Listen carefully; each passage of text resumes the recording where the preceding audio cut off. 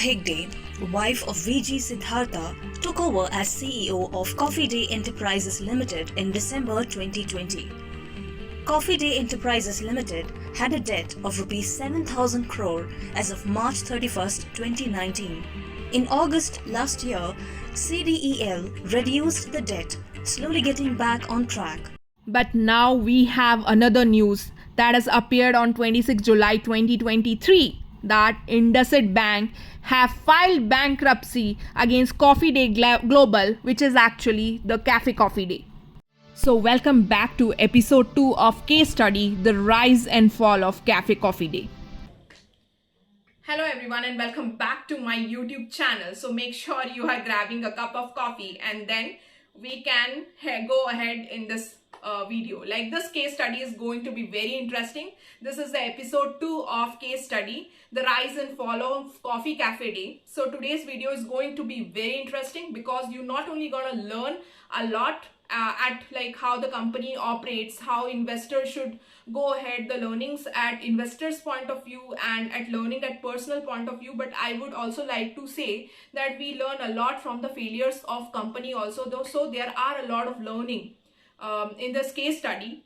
And also let me tell you something about Vijay Siddhartha. Vijay Siddhartha was the founder of Coffee Cafe Day. He is the pioneer of bringing this coffee culture in India, where tea is very prevalent in our country. And also let me tell you something important details about Vijay Siddhartha. Well, Vijay Siddhartha is not only the genius man behind the coffee culture in India, but he was also the initial investor of Infosys and Mindtree.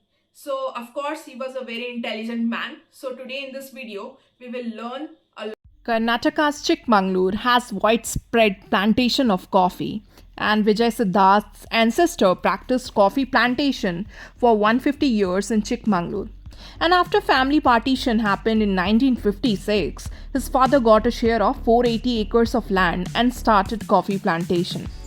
Vijay Siddhartha had no interest in coffee plantation. Rather, he developed interest in share trading and worked in JM Financials in Mumbai for 2 years.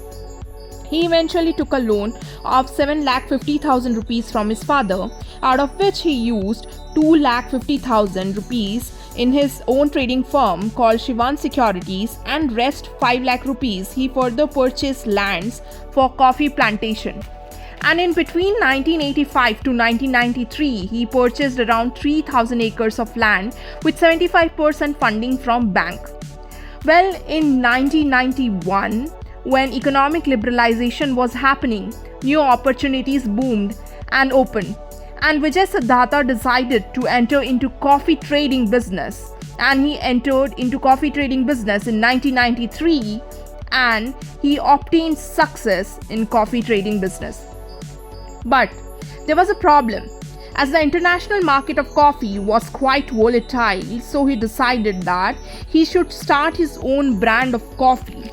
So he came up with his own ideas. That he should first create his own coffee brand, then he should sell coffee powder and also manufacture and sell coffee vending machines. He also decided to open cafes, but was opposed by his friends, as India's very price sensitive economy and selling coffee at 25 rupees is doesn't make sense when people get filter coffee of mere 5 rupees.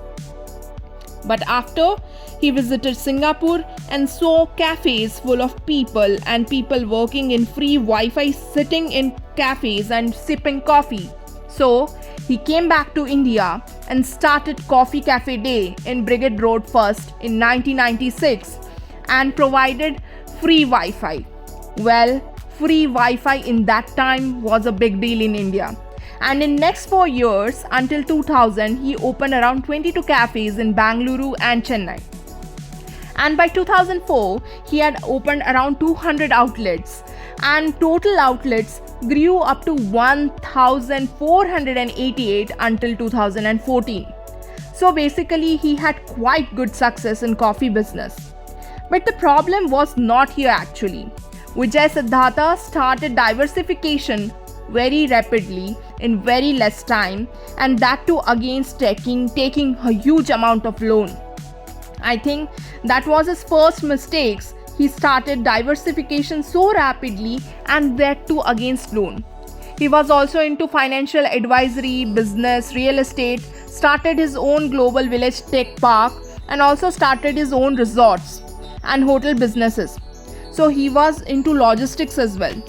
So basically, what I feel is that he made his first initial mistakes, that he diversified a lot in his business and he took a whooping amount of loan. If you don't know, he was not into logistic and infrastructure. That too he built with bank loans, but actually expanded his 4,000 acres of land to 14,000 acres of land, and that too on the basis of loans only. Well, for all loans in their balance sheet was around 3,200 crore, and they didn't have enough cash flow to repay. And on March 2018, there was a due of 2,800 crore of loan. Again, a loan of 3,300 crore was taken to repay. And in 2019, they were required to pay around 5,700 crore, and to repay again, they took around 7,800 crore of loan, and actually they couldn't repay. And in 2019, unfortunately, he committed suicide, saying that he was being pressurized for share buybacks and harassed by income tax department. After that, Malvika Hegde became CEO and sold all assets lands worth of rupees 1,217 crore and 2,288 crore and closed around 73% of outlets. She was able to repay around 5,000 crore of loans, but still there was an outstanding of 1,700 crore of loans.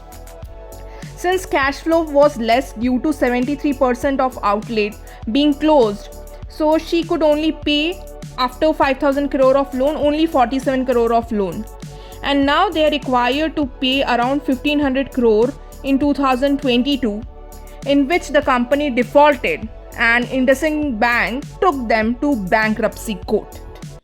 So let's sum up today's case study discussion. The first thing which I want to tell all the investors and all the common people, that it's very necessary that we should be able to understand and interpret the balance sheet, the income statement and cash flow statement, because actually it will help you in long term. You will always be saved up by humor. So in case of Coffee Cafe Day, when Malvika Hegde became CEO, we learned that there was a lot of noises in the market that CCD is actually coming back and CCD is performing well, and even we were able to witness an increase of share price in the market.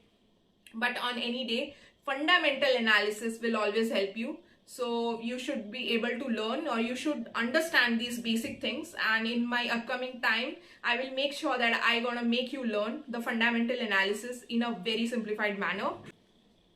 Another learning which we can actually implement on our daily life, on a personal level or on a company level, it's applicable for everyone, that don't haste in your business. Don't diversify too much if you're not able to handle. And even if you're diversifying too much, make sure that your earlier businesses are actually doing well and their cash flow will be able to hold the other diversification process. And also a very important learning, well, loan actually can help us, actually can save us. If you study finance, you will also be able to understand that taking loan actually help companies.